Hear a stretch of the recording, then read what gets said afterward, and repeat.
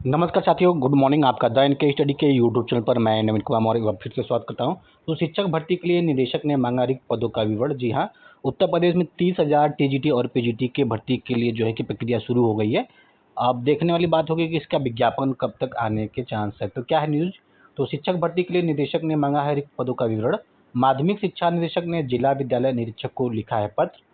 तो बता दें कि अशासकीय सहायता प्राप्त माध्यमिक विद्यालयों में प्रशिक्षित स्नातक शिक्षक टीजीटी और प्रवक्ता पीजीटी की व प्रधानाचार्य व प्रधानाध्यापक के पदों पर भर्ती के लिए माध्यमिक शिक्षा निदेशक डॉक्टर महेंद्र देव ने सभी जिला विद्यालय निरीक्षकों को जो है कि एक पत्र लिखा है और पत्र लिखकर उसमें विवरण मांगा है। विवरण कब तक का है? वो 31 मार्च 2026 तक का है कि 31 मार्च 2026 तक जितनी भी रिक्तियां हैं उसको शामिल करते हुए विवरण को भेज दिया जाए। जिला विद्यालय निरीक्षक को 5 अगस्त शाम 6 बजे तक शिक्षा निदेशालय प्रयागराज को हार्ड एवं सॉफ्ट कॉपी ईमेल के माध्यम से भेजना है।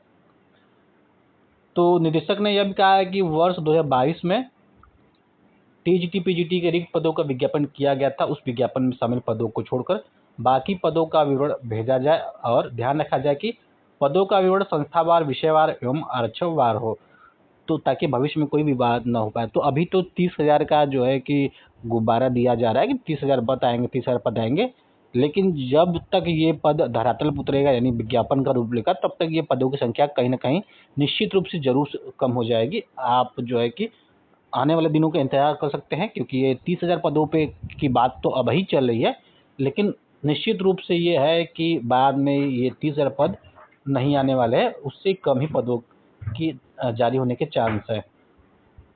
तो ये रहा जो है कि ये जो भी मांगा गया था रिक्तियां कि 31 मार्च 2026 तक के संभावित रिक्तियों को सम्मिलित करते हुए रिक्त पद जिसका अध्याचन चयन आयोग को प्रेषित किया जाना है कि सूचना उपलब्ध कराए जाने के संबंध में है, और ये 29/7/2025 का इसमें अपडेट है। तो इसी पत्र के माध्यम से बताया जा रहा है कि अध्याचन मांगना शुरू हो गया है। मतलब जिस विषय में है आरक्षणवार, मतलब सभी चीज़ों को पूर्ति करते हुए 5 अगस्त 2025 तक भेजना है। तो बढ़ते हैं अगले न्यूज की तरफ। जो हमारा अगला न्यूज है, एलटी ग्रेड शिक्षक भर्ती के लिए 14 दिन में 2.5 लाख ओटीआर हो चुके हैं। तो इस बार कहीं ना कहीं एलटी ग्रेड में जो है कि जो आवेदन करने की जो संख्या है कम से कम 12 लाख के आसपास पहुंचने की उम्मीद है। हो सकता है उससे ऊपर ही चला जाए, क्योंकि आरओ में लगभग 10.5 लाख फॉर्म पड़े थे।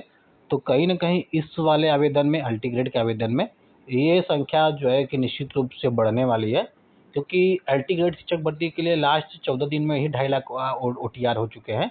यानी सभी अभ्यर्थी जो बीएड पास है, स्नातक पास है, वो निश्चित रूप से इस फॉर्म को भरने वाले हैं। तो 28 अगस्त तक स्वीकार होंगे आवेदन। 11 लाख के करीब हो सकती है संख्या। तो 11 लाख 12 लाख के आसपास संख्या बताई जा रही है कि पहुंच सकती है।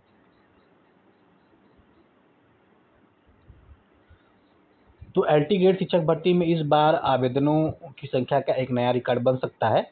आवेदन शुरू होने से 14 दिन में 2.5 लाख जो है कि लोगों ने वन ओटीआर किया है। यह रिकॉर्ड है। इससे पहले इतने कम समय में इतनी बड़ी संख्या में रजिस्ट्रेशन नहीं हुआ था।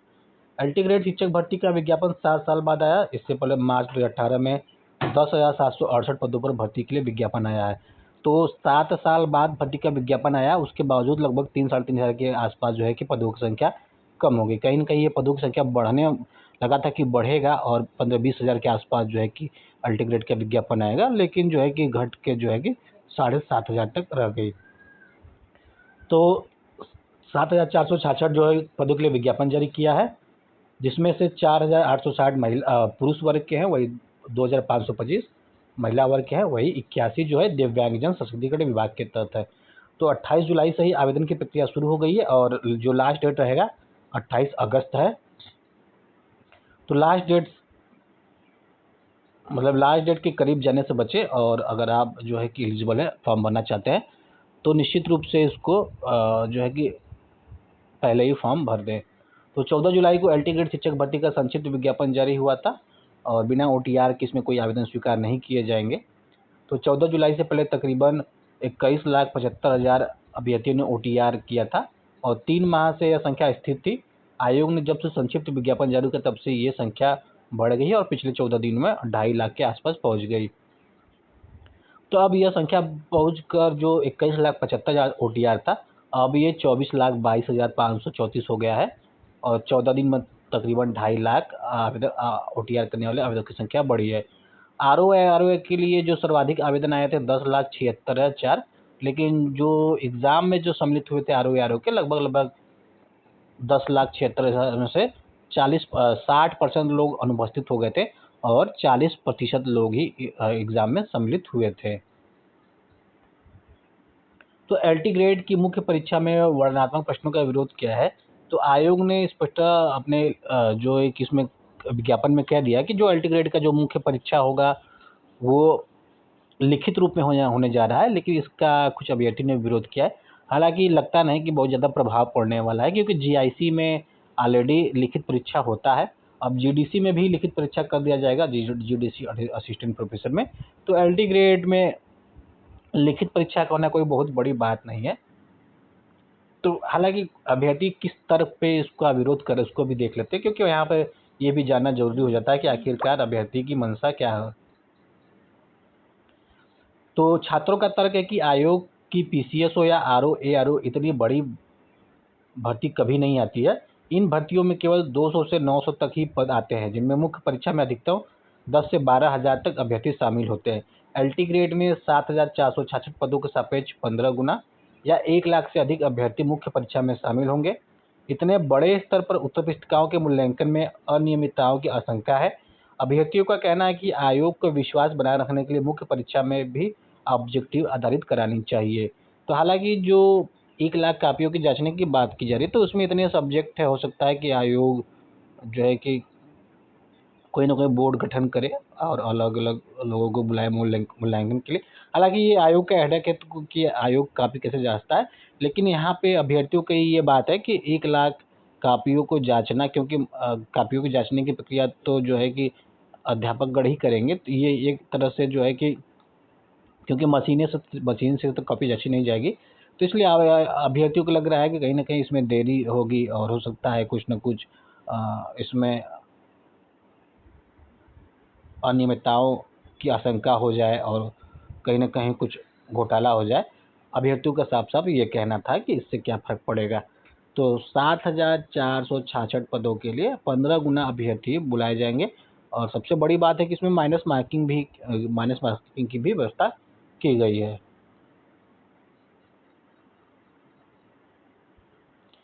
तो उत्तर प्रदेश लोक सेवा आयोग की ओर से जो 7,466 पदों पर विज्ञापन जारी किया गया। मुख्य परीक्षा में सब्जेक्टिव प्रश्न पूछने का विरोध होने लगा है।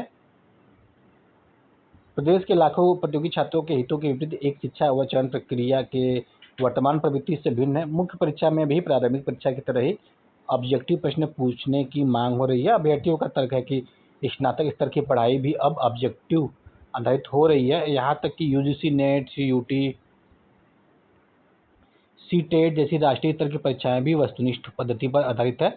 ऐसे में LT ग्रेड जैसी प्रतियोगी परीक्षा को वर्णनात्मक बनाना न केवल समयानुसार अनुचित है, बल्कि छात्रों की वर्षों की तैयारी को प्रभावित करेगा। मुख्य परीक्षा करानी हो तो वह भी ऑब्जेक्टिव हो, जिससे परीक्षा प्रक्रिया सरल व शीघ्र संपन्न हो सके।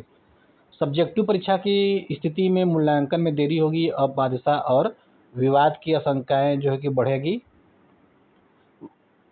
वर्णनात्मक परीक्षा से परिणामों में बहुत विलंब होगा, जिससे संपूर्ण चयन प्रक्रिया में 2 से 3 वर्ष तक का समय लग सकता है। इससे हजारों युवाओं के भविष्य पर अनावश्यक प्रतीक्षा और मानसिक तनाव का बोझ पड़ेगा। तो वैसे भी ये जब ये एग्ज़ाम जो है कि प्री और मेंस का होगा, तो कहाँ से जो है कि इतनी जल्दी पूरे होने वाला है, क्योंकि जब प्री का ही एग्ज़ाम कितने साल खींच जाता है, तो प्री मेंस का कॉन्सेप्ट है, तो स्वाभाविक सी बात है इसमें समय लगना लाजमी होगा। और आप ये मान कर ना चलें कि अभी विज्ञापन आया तो तुरंत एग्ज़ाम होगा, तुरंत रिजल्ट आएगा, तुरंत मेंस होगा, तुरंत रिजल्ट आएगा, तुरंत नियुक्ति। अब इसको जो है कि स्थायी तौर पे अपने दिमाग में बैठाना होगा कि 2027 का चुनाव है, 2027 तक तो आराम से इस भर्ती को खींचा जा सकता है, या फिर 2029 भी आएगी तो इसमें कोई बहुत बड़ी बाधा नहीं होगी।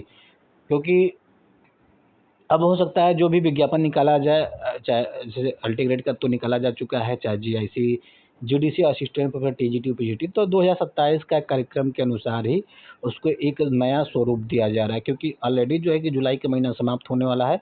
आज 30 जुलाई हो चुका है, एक दिन बाकी है। अब अगस्त, यानी अगस्त से जो है कि 8वां महीना शुरू हो जाएगा।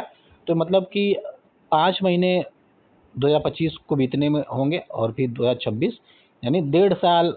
क्योंकि आप समझ सकते हैं कि किसी भी एग्ज़ाम को जब सिंगल एग्ज़ाम होता है तो 1.5 2 साल 2.5 साल, आप यूपी को देख सकते हैं किस तरह वो काम कर रहा है, किस तरह 2022 की भर्तियाँ 2023 की भर्तियाँ का एग्ज़ाम अभी तक हो रहा है और ऐसे ही होता चला आ रहा। तो इससे अंदाज़ा तो लगाया जा सकता है कि ये भर्ती कब समाप्त होने वाली है। अगर बिना कोड गए तो भी इसको एक लंबा प्रक्रिया लग जाएगा प्री मेंस का कॉन्सेप्ट लिए हुए, और कई जगह तो प्री मेंस इंटरव्यू भी है। तो फिलहाल के लिए तैयारी में लगे रहें, जो भी हो जैसा भी आयोग कराए, अभ्यर्थियों को तो एग्ज़ाम देना है और अभ्यर्थी इससे पीछे नहीं हटने वाले हैं। तो फिलहाल इस वीडियो में बस इतना ही, मिलते हैं अगले वीडियो में। बने रहिए द एन के स्टडी के साथ। बहुत बहुत धन्यवाद।